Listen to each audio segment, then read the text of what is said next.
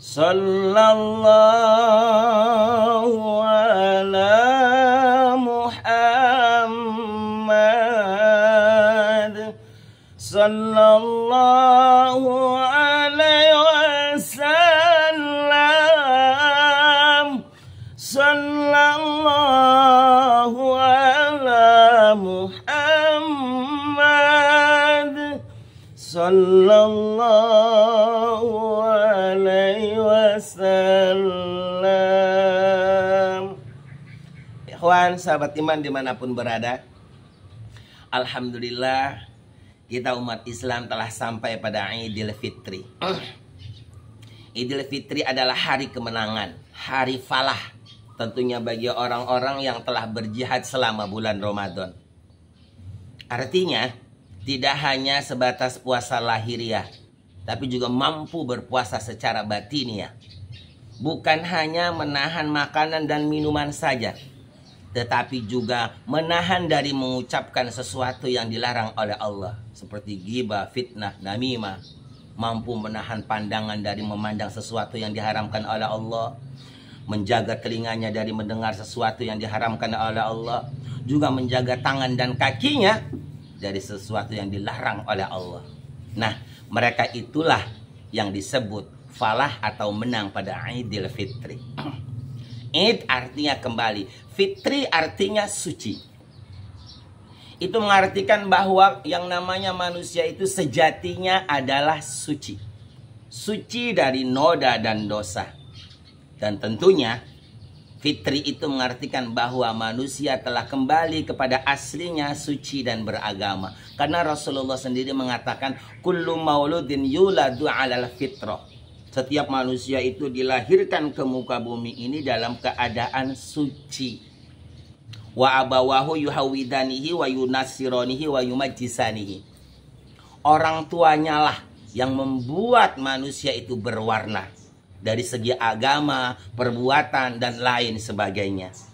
Maka dari itu ikhwan, di bulan Ramadan ini adalah bulan jihad, bulan kesempatan, bulan tazkiyatun nafsi dari Allah. Untuk kita sebagai manusia mensucikan diri kembali menjadi fitri. Tidak menutup kemungkinan 11 bulan yang kita lalui banyak salah, noda, dosa, kemaksiatan, kelalaian, dan lain sebagainya. Itulah noda-noda yang telah mengotori kesucian kita. Maka pada bulan Ramadan ini kita diberikan kesempatan oleh Allah untuk mensucikan kembali diri kita. Maka ketika kita melewati bulan Ramadan sampai pada Idul Fitri, di situ dikatakan minal aidina wal faizin. Kembali minal aidina, tergolong orang-orang yang kembali kepada fitrah, kembali kepada sejatinya suci, wal faizina, dan insya Allah tergolong orang-orang yang bahagia. Bahagianya tidak hanya sebatas lahiriah, tetapi juga bahagia secara batiniah. Artinya kebahagiaan yang kita dapat itu insya Allah akan abadi, senantiasa abadi selagi kita senantiasa menjaga kesucian ini sampai akhir hayat.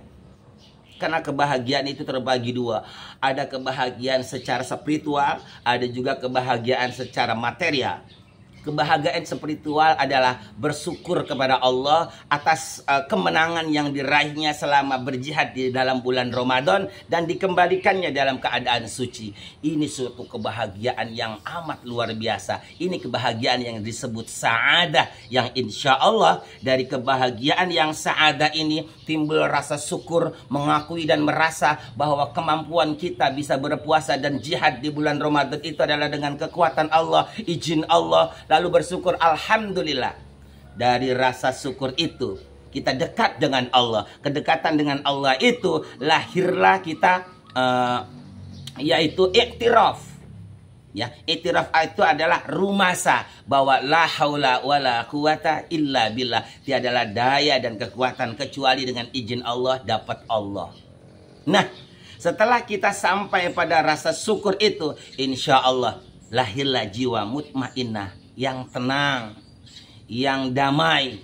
Jiwa yang tenang, yang damai itu itu telah difirmankan oleh Allah dan dipanggil oleh Allah, ya ayyuhan nafsul mutmainnah turji'i ila rabbiki radiyatan mardiyah. Dipanggil oleh Allah, wahai jiwa-jiwa yang tenang, yang selamat, yang suci, kembalilah kepada ridha Allah. Telah disiapkan surga oleh Allah untuknya. Masya Allah, subhanallah. Maka dari itu ikhwan, jangan kita nodai lagi kesucian yang telah Allah berikan ini. Kenapa manusia disebut suci? Karena memang saat azali, zaman ajali itu zaman suluhil qadim, di mana hak Allah untuk menciptakan atau tidak terhadap selain Allah. Itulah disebut zaman ajali atau suluhil qadim. Lalu Allah ciptakan para arwah, disebut tanjizil hadis. Ketika itu semua roh manusia sebelum diturunkan ke bumi, telah lebih dulu rohnya diciptakan oleh Allah. Dan Allah bertanya, apa kata Allah? Alastu birabbikum, apakah aku ini bukan Tuhan kalian? Lalu kita semua manusia menjawab, bala syahidna, ya Allah iya, engkaulah Tuhanku satu-satunya. Aku bersaksi sesungguhnya engkau adalah Tuhanku. Itulah yang disebut syahadat mutawilah. Lalu kita dilahirkan ke dunia, yang dikatakan oleh Rasulullah, kullu mauludin yuladu alal fitrah, bahwa manusia itu dilahirkan ke muka bumi dalam keadaan suci. Kenapa? Karena memang seluruh arwah manusia itu sudah bersyahadat, sudah bersaksi, sudah suci diciptakan oleh Allah. Hanya orang tuanya lah yang membuat mereka berwarna dari segi agama, kelakuan, dan perbuatan. Warna-warna yang disebabkan oleh orang tua itulah yang disebut noda atau dosa atau maksiat. Kecuali orang tua yang mengarahkan anaknya ke jalan Allah, maka itulah yang senantiasa terjaga kesuciannya. Nah, ikhwan dalam muslimin, dari itu mari kita jaga Idul Fitri ini hingga sampai akhir hayat. Karena rajanya iblis itu di dalam kitab Duratun Nasihin diceritakan sempat menjerit dan marah, sehingga semua balad-baladnya para setan kumpul dan bertanya, wahai iblis, kenapa kau menjerit? Siapa yang menyakitimu? Aku akan membalasnya. Lalu iblis menjawabnya, wahai para setan anak buahku, tidak ada yang menyakitiku, namun kita semua ini telah kecewa. Kenapa? Karena perjuangan kita 11 bulan itu mubazir, hancur, sia-sia.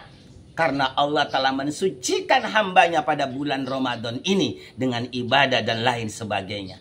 Maka dari itu, wahai para setan yang ingin menolongku di Idul Fitri ini, hayo siapkan semua senjatamu dan jaring-jaringmu untuk menyesatkan manusia kembali, untuk menodai manusia kembali, untuk mengotori manusia kembali dengan hawa nafsunya. Subhanallah wa bihamdihi ni'mal maula wa ni'man nasir.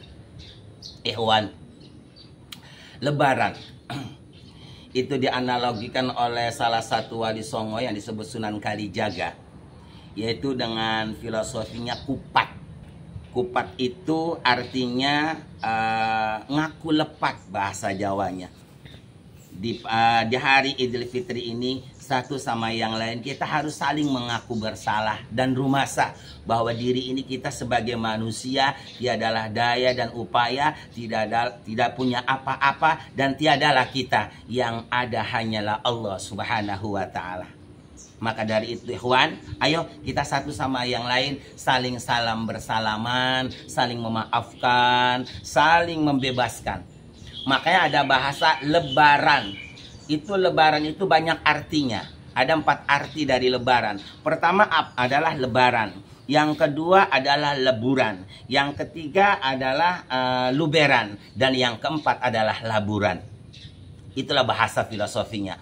Apa itu lebaran? Lebaran itu adalah kita ini diberi kebebasan oleh Allah yang tadinya nggak makan jadi makan. Nah, lebaran ini kita harus membebaskan semua rasa sesuatu yang dimana kita merasakan pada bulan Ramadan itu tidak bisa berbuat sesuatu yang walaupun halal. Ketika lebaran, disinilah halal bihalal. Allah halalkan yang halal, satu sama yang lain harus saling memaafkan. Lebaran artinya adalah hari kebebasan untuk melakukan sesuatu yang diperintahkan oleh Allah Subhanahu wa ta'ala, makan dan minum dan lain sebagainya.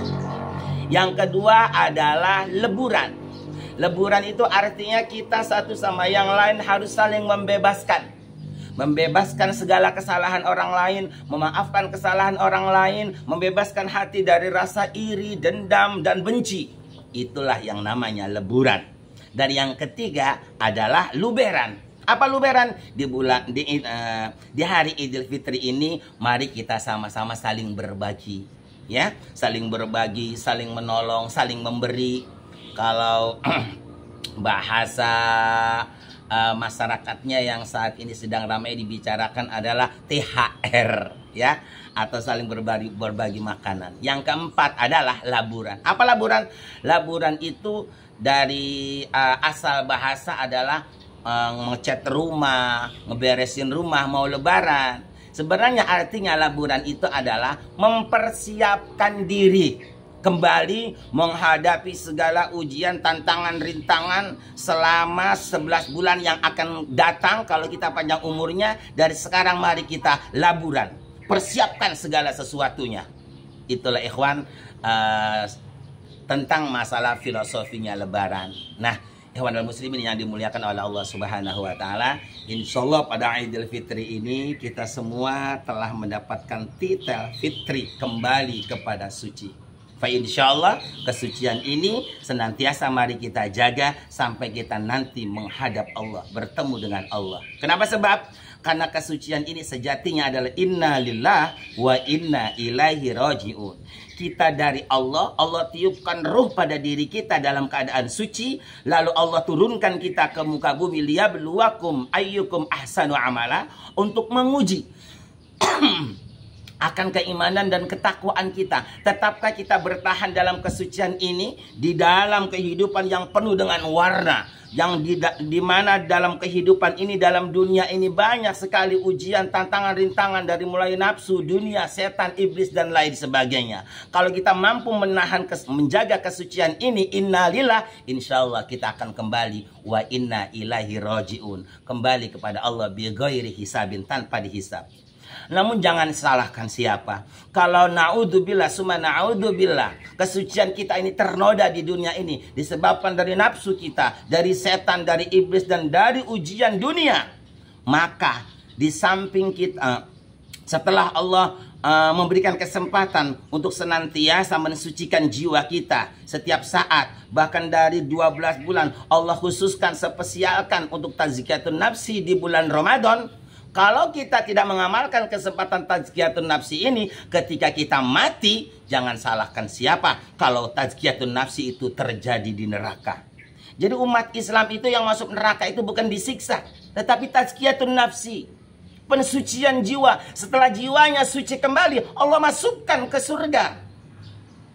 Mangqala mangkana akhiru kalami la ilaha illallah dakhala jannah. Selagi orang itu matinya Islam, tidak musyrik, seperti apapun dosanya, akan Allah masukkan ke surga. Namun, karena jiwanya kotor, maka terlebih dulu disucikan oleh Allah di neraka.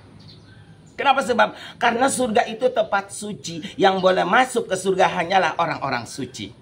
Karena kita banyak noda dengan segala nafsu dan kemaksiatan selama di dunia, dan pada waktu di dunia kita ini tidak mengambil kesempatan dari Allah untuk mensucikan diri setiap saat atau setahun sekali di bulan Ramadan, sampai mati dia nggak bertobat, nggak tazkiyatun nafsi, maka akan Allah sucikan jiwanya di dalam neraka. Setelah suci kembali, Allah angkat kembali dan Allah masukkan kembali ke surga. Subhanallah, la ilaha illallah, la haula wa la quwata illa billahil aliyil azim.